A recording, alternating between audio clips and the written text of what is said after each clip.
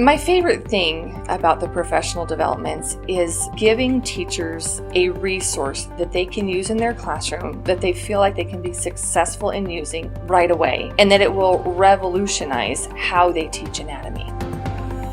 I think one of the things that we underestimate is really how many kinesthetic learners we have. We hit those visual and auditory learners all the time, but the kinesthetic learners, the kids that we really need to be reaching, we're leaving behind. So when they can touch it, feel it, manipulate the clay in their own hands, it is amazing how much it actually sticks. It's not just for muscles. All of the body systems can be taught utilizing it.